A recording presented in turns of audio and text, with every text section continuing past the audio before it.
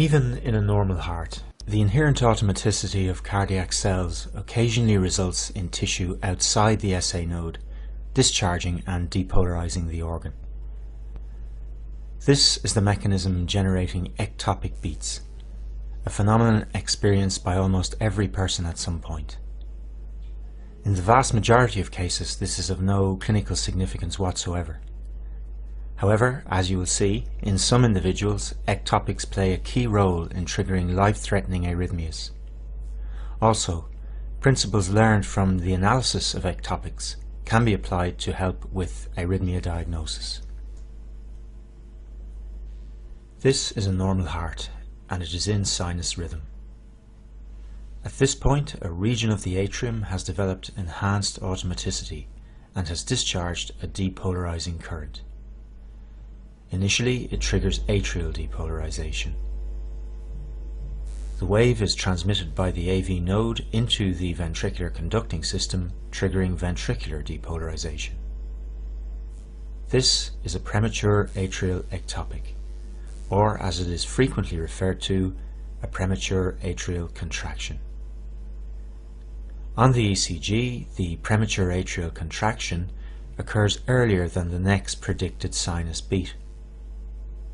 Also, and very importantly, you will appreciate that as the ectopic discharge originates in the atrium, it must be transmitted into the ventricles by the AV node, and consequently into the ventricular conducting system.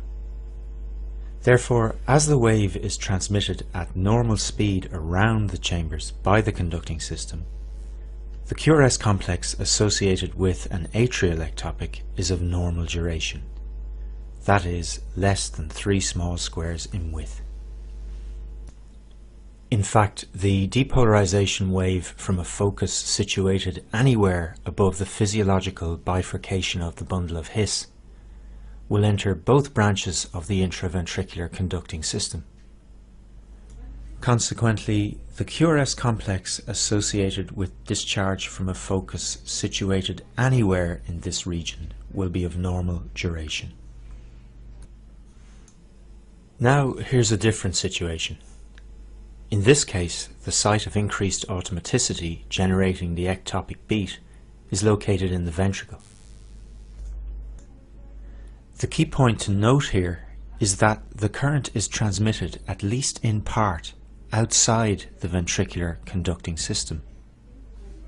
Depolarization moves through myocardium 4 to 8 times more slowly than through conducting tissue. So the characteristic of a ventricular ectopic is that the QRS complex is prolonged in duration, resulting in a broad QRS complex greater than 3 small squares on the ECG readout. Note also that the pattern of spread of depolarization is highly abnormal, producing a complex of bizarre shape. As the sequence of depolarization is deranged, the pattern of repolarization is also abnormal, manifesting as a lack of concordance between the ectopic QRS complex and the associated T wave. Looking at both of these rhythm strips, you will notice that the atrial and ventricular ectopic are followed by a pause before the next sinus discharge. There are, however, important differences between the nature of this pause in the case of atrial and ventricular ectopics. Understanding these differences will help us when dealing with more complex situations in Section 5. In the case of ventricular ectopics, while retrograde transmission of depolarization into the atria via the AV node can occur on occasion, it is an unusual event. A ventricular ectopic, therefore, is not usually associated with retrograde depolarization of the structures of the atria, including the SA node.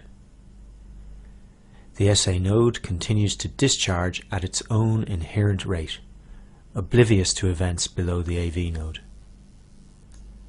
As the sinus node continues to discharge at its own regular rate, the next P wave following the ectopic will occur at a predictable time point. In addition, the heart rate following the ventricular ectopic is the same as that preceding it. A pause with these characteristics following an ectopic is termed a compensatory pause. A compensatory pause indicates that the ectopic has had no effect on the SA node.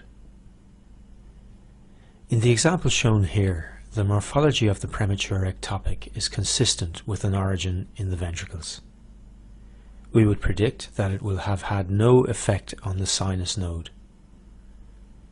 Before the ectopic, there were approximately 4 large squares between P waves.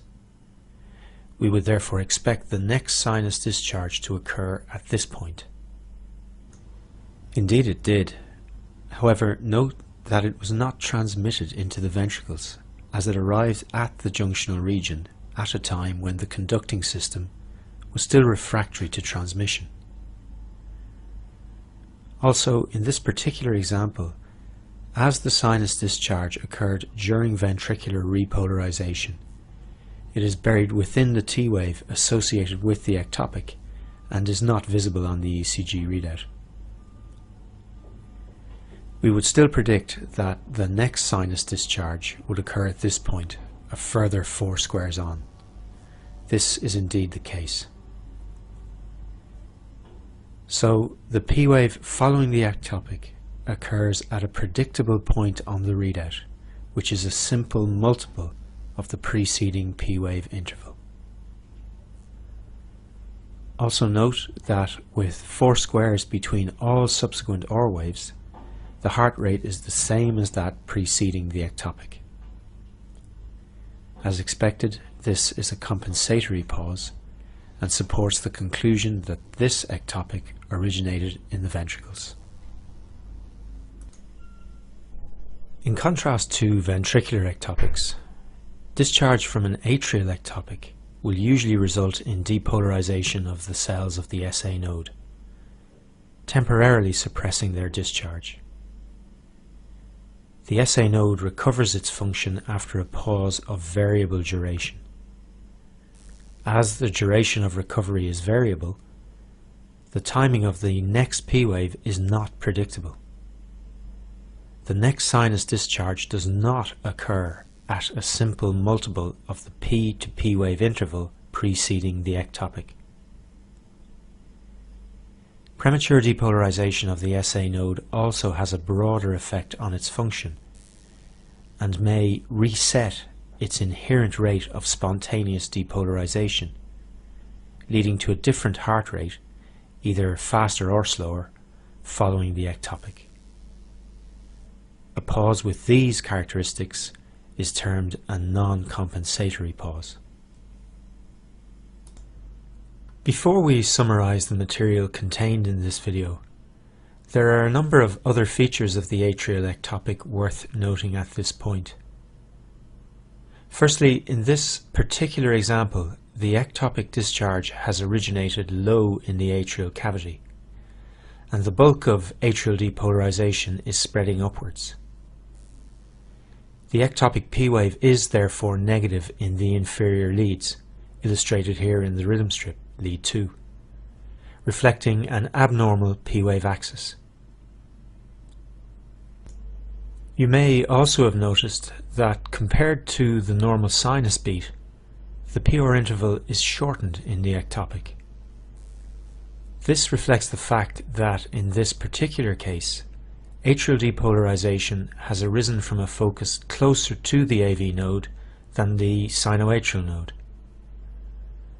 The time taken to reach the AV node is therefore reduced, and the PR interval associated with the ectopic is shortened accordingly. You will see shortly that precisely this type of analysis can help us determine the site of origin of arrhythmias. So, premature ectopic beats can originate from sites of enhanced automaticity in the atria or ventricles. Both occur early, that is, before the next expected sinus beat. Atrial ectopics are transmitted into both branches of the ventricular conducting system and therefore are associated with a normal QRS complex. Atrial ectopics are usually associated with a non-compensatory pause. In contrast, ventricular ectopics are generated in the ventricular wall or a component of the conducting system, and must travel at least in part through the slower conducting ventricular muscle. Consequently, they are associated with broad QRS complexes, and deranged repolarization results in a non-concordant T-wave. In addition, ventricular ectopics are usually followed by a compensatory pause.